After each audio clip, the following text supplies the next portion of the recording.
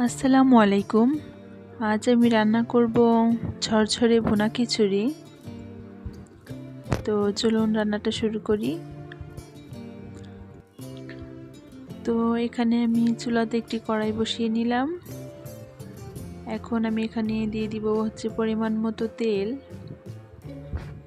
এখন আমি দিয়ে দিচ্ছি এখানে পেঁয়াজ কুচি ও কাঁচামরিচ।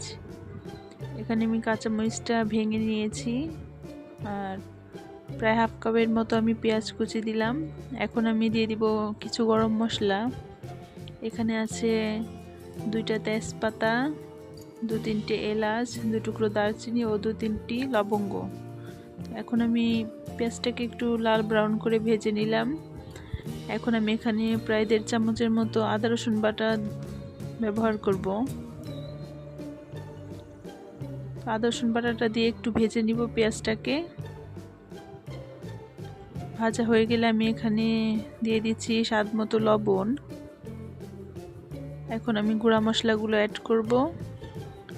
এখানে দিয়ে দিলাম হলুদ গুঁড়ো, মরিচ গুঁড়ো, ধনিয়া গুঁড়ো ও জিরা গুঁড়ো। এখন আমি মশলাটাকে কষানোর জন্য একটু পানি ব্যবহার করব।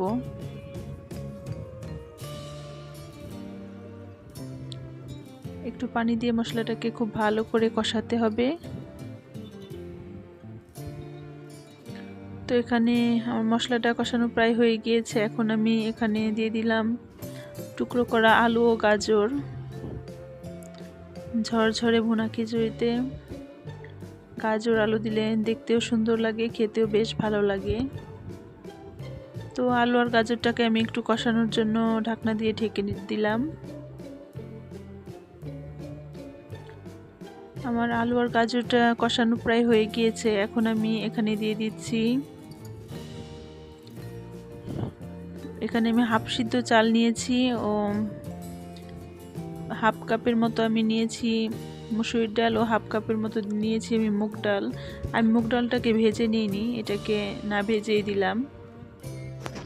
এখন আমি চাল ডালটিকে প্রায় 5-7 মিনিটের মতো হাই হিটে ভেজে নিব, ঝরঝরে হয়ে যাওয়া পর্যন্ত ভাজবো।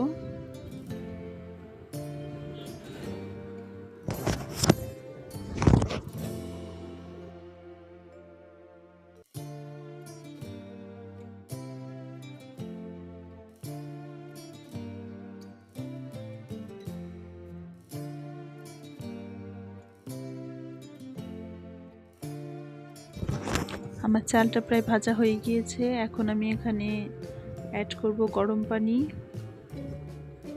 তো আমার যতটুকু চাল আছে তার দ্বিগুণ পরিমাণ আমি এখানে পানি দিলাম। এটা দিয়েই পারফেক্ট খিচুড়ি হয়ে যাবে, একেবারে ঝরঝরা।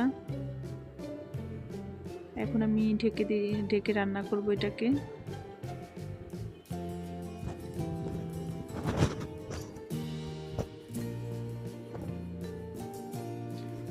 খিচুড়িটা পানিটা প্রায় শুকিয়ে এসেছে। এখন এটাকে আমি একটু লো হিটে বেশ খানিকক্ষণ রান্না করব।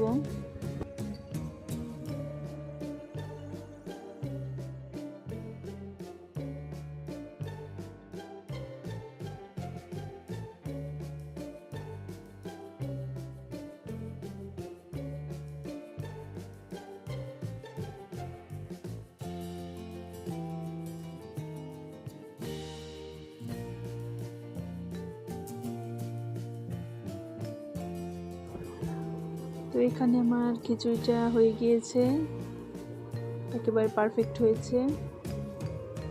এটা এখন পরিবেশনের জন্য তৈরি। তো ভালো লেগে থাকলে অবশ্যই আমার চ্যানেলটা সাবস্ক্রাইব করবেন এবং আমার পাশে থাকবেন।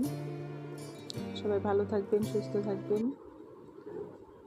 আল্লাহ হাফেজ।